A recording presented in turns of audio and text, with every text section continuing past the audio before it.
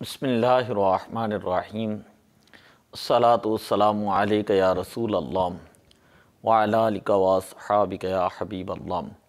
نماز کورس کے اندر ہم نماز کے فرائض جو ہیں وہ پڑھ رہے ہیں۔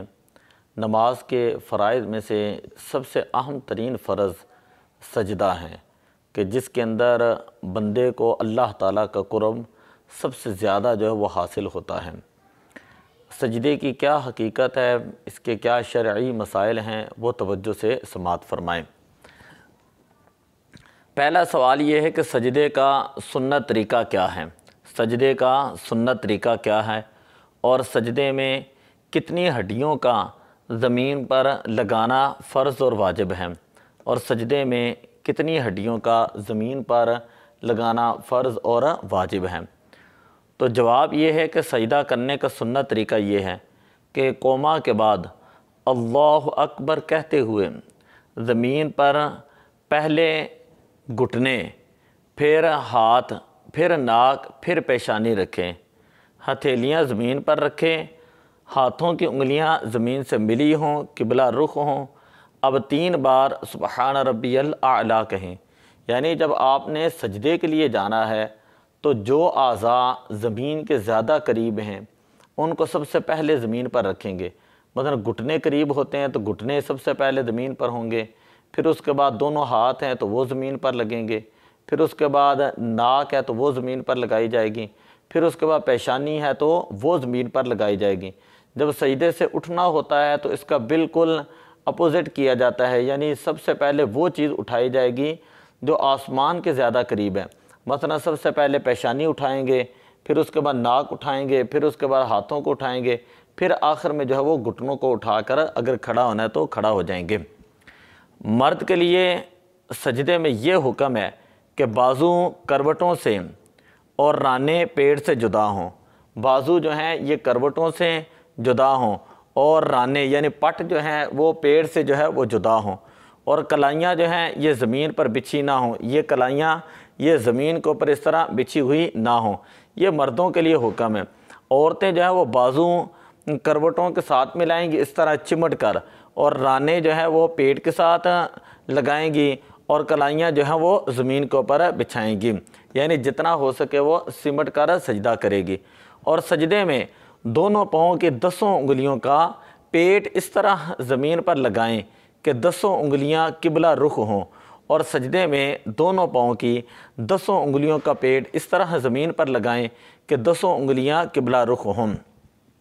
حدیث پاک کے اندر آتا ہے نبی اکرم صلی اللہ علیہ وسلم نے ارشاد فرمایا، مجھے حکم ہوا ہے کہ 7 ہڈیوں پر سجدہ کروں، اور منہ اور دونوں ہاتھ اور دونوں گھٹنے اور دونوں پنجے، اور یہ حکم ہوا ہے کہ کپڑے اور بال نہ سمیٹوں۔ یعنی 7 ہڈیاں کون سی ہوتی ہیں کہ منہ ہیں، دونوں ہاتھ ہیں، دونوں گھٹنے ہیں اور دونوں پنجے، یہ 7 جو ہیں وہ ہڈیاں بن جاتی ہیں۔ اب سنت کے مطابق 7 اعضاء پر سجدہ ہوتا ہے، سنت کے مطابق 7 اعضاء جو ہیں ان کے اوپر سجدہ ہوتا ہے۔ البتہ ان 7 میں سے 2 اعضاء کا زمین پر لگنا یہ فرض ہوتا ہے، 2 اعضاء ہیں ان کا زمین پر لگنا یہ فرض ہوتا ہے۔ نمبر 1 پیشانی کا زمین پر جمنا، یہ پیشانی جو ہے وہ زمین پر اس کا جمنا، اور نمبر 2 پاؤں کی 10 انگلیوں میں سے ایک کا پیٹ زمین پر لگنا فرض ہے۔ پاؤں کی 10 انگلیوں میں سے کسی ایک کا پیٹ زمین پر لگنا فرض ہے۔ پہلا بتایا کہ پیشانی کا زمین پر جمنا، اور دوسرا بتایا کہ پاؤں کے 10 انگلیوں میں سے ایک کا پیٹ زمین پر لگنا فرض ہے، اس کے بغیر سجدہ ہوگا ہی نہیں۔ اور دونوں پاؤں کی 3 انگلیوں کے پیٹ، دونوں پاؤں کی 3 انگلیوں کے پیٹ کا لگنا فرض ہے۔ پیشانی کا زمین پر جمنا، پیشانی پر زمین کی سختی معلوم ہو، یہ سجدے کی حقیقت ہے۔ پیشانی پر زمین کی سختی معلوم ہو، یہ سجدے کی حقیقت ہے۔ اب یہاں پر بہار شریعت میں ایک مسئلہ یہ لکھا ہوا ہے کہ اگر کوئی بندہ ٹھوڑی پر جو ہے وہ یا رخسار کے اوپر سجدہ کرتا ہے تو وہ سجدہ نہیں ہوتا۔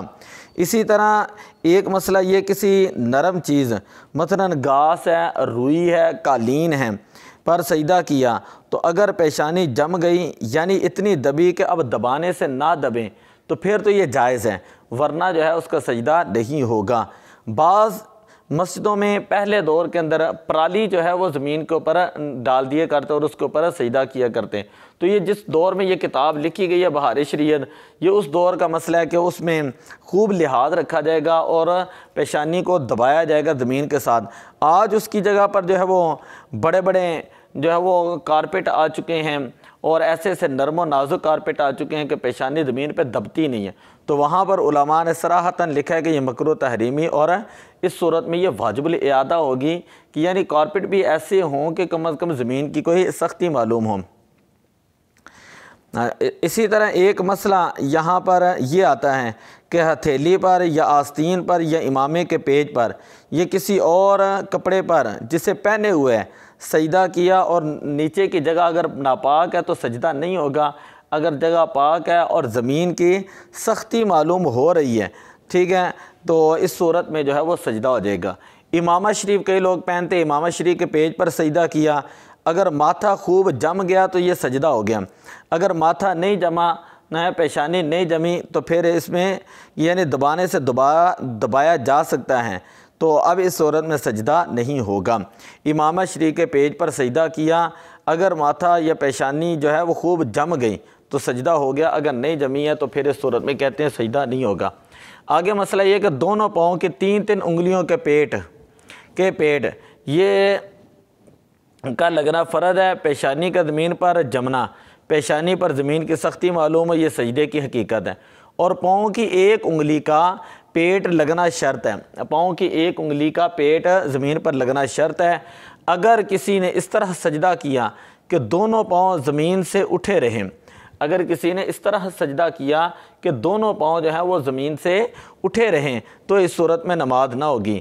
بلکہ اگر صرف انگلی کی نوک جو ہے وہ زمین پر لگی ہے تو تب بھی جو ہے وہ سجدہ نہیں ہوتا.